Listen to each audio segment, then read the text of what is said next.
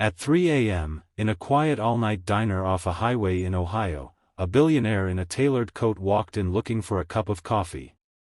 What he found instead was a 20-year-old waitress, exhausted, trembling, and still washing dishes long after her shift had ended. Her hands were red from the hot water. Her eyes were swollen from crying.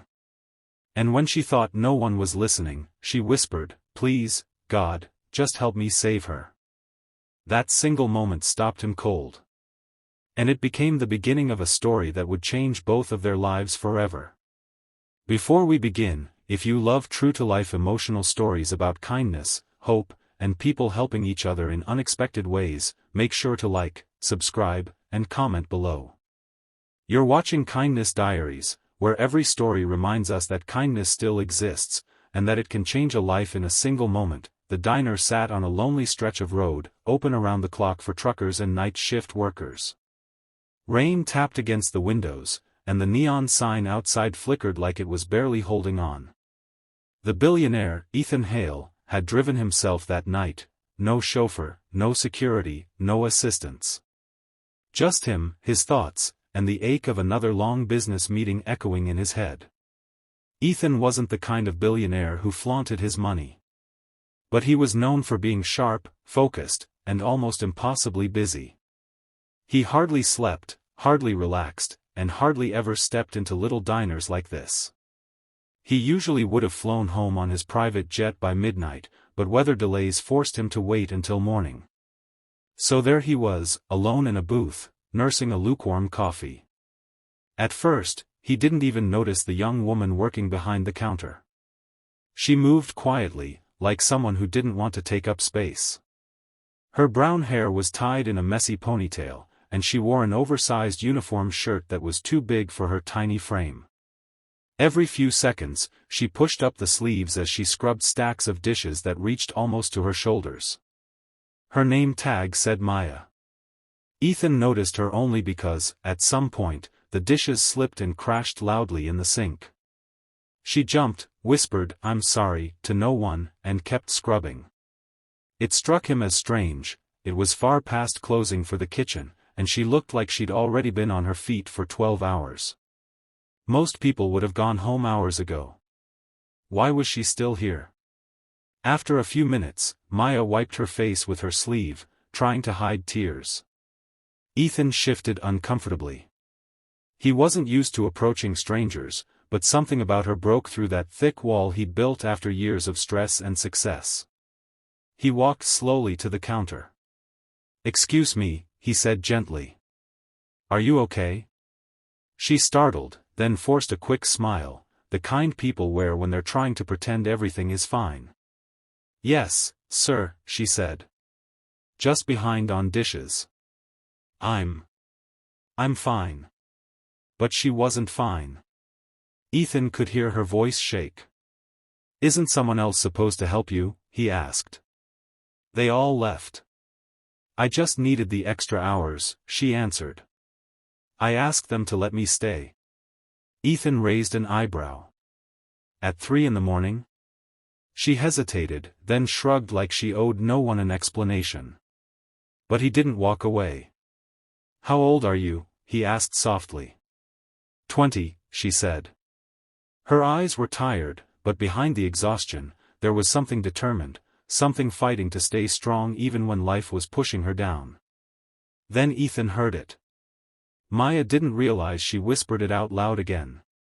"Just need enough to pay for Mom's treatment, please don't let me be too late." That sentence hit him like a punch to the chest. He cleared his throat carefully. "What treatment?" he asked. Maya froze. She clearly hadn't meant for anyone to hear. Her face flushed, and she looked down at her soaked hands. "It's nothing," she muttered. "I don't want to bother you." Ethan shook his head. "You're not bothering me." I asked. She swallowed hard. "My mom's in the hospital. Lung issues. The kind that doesn't wait. Insurance won't cover the new medication, and," her breath shook. "I need $5,000 by the end of the week or they won't release it. I've been taking any shift I can get." I just can't lose her. Her voice cracked on the last word. Ethan silently leaned against the counter. He wasn't unfamiliar with loss. His own mother had died young. He still remembered sitting beside her hospital bed, wishing someone, anyone, could help.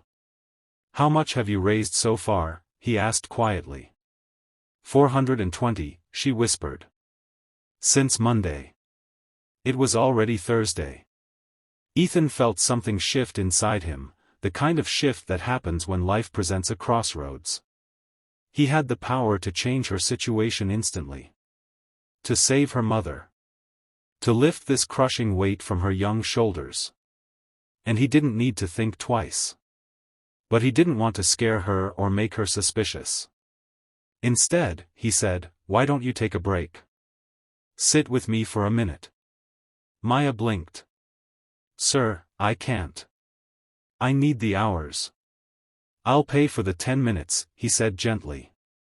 She finally exhaled and nodded, wiping her hands on a towel before sitting across from him. When the waiter, the only other employee on the night shift, stepped away, Ethan leaned forward. "If you could have anything right now," he asked, "anything at all, what would it be?" She didn't even hesitate. "More time. More time with my mom. I'd work all night, every night if I had to. I just want her to get better." There was no self-pity in her voice. Only love. Ethan opened his wallet, pulled out a card, and slid it across the table. "My name's Ethan Hale," he said. She almost gasped. Everyone knew his name. His face was on magazine covers, news interviews, and billboards for the tech empire he built. "I can help you," he said softly. "But only if you allow it." Her hands shook. I don't understand." "I'll cover the full cost of your mother's treatment," he said. "All of it. And any follow-ups she needs." Maya stared at him like he had spoken another language. "No," she whispered. "I can't let you do that. I don't deserve."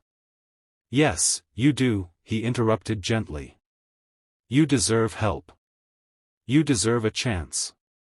And your mother deserves the medication." Tears spilled down her cheeks. "But why?" she asked. "You don't even know me." Ethan's voice softened. "Because someone once helped me when I was young and desperate.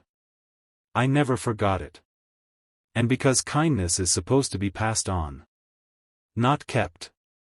Maya covered her face with